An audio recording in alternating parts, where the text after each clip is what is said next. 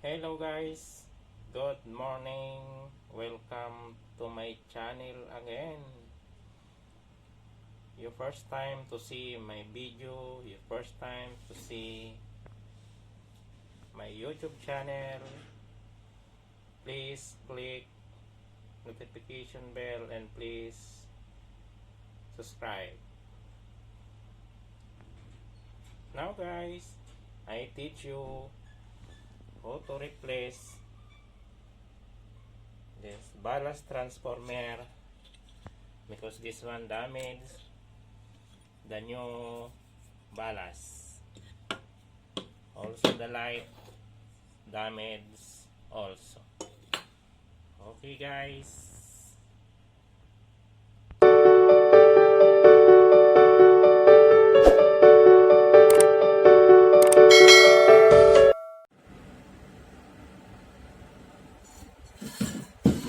Now guys, I need remove this ballast.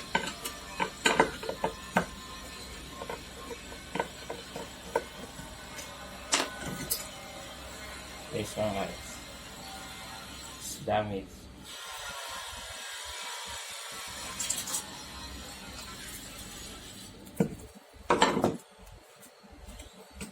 This one guys have a clipper.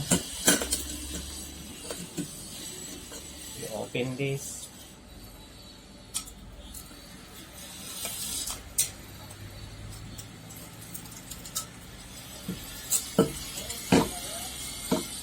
Direct to terminal. Damage also.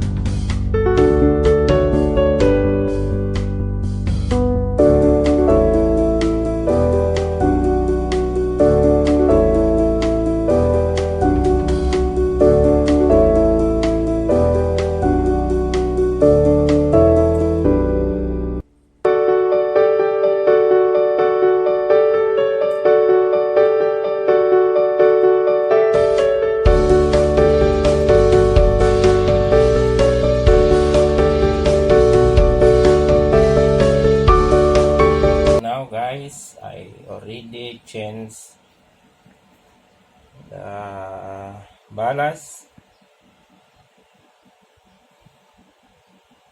because the old ballast is very dangerous. It's burned.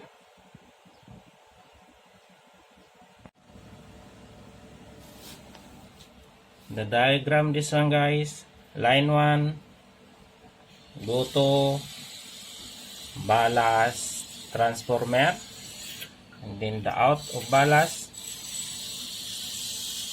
go to the terminal 1 of light, and then this line 2 direct to terminal 1 terminal 2 for this light.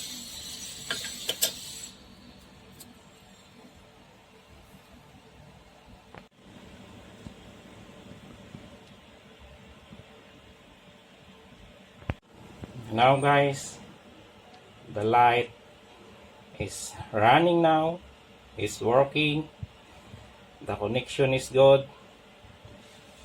This one guys, the light, the branch CFL or compact fluorescent lamp. Now guys, it's okay now. This one guys, the old light, and then the old ballast. This one guys,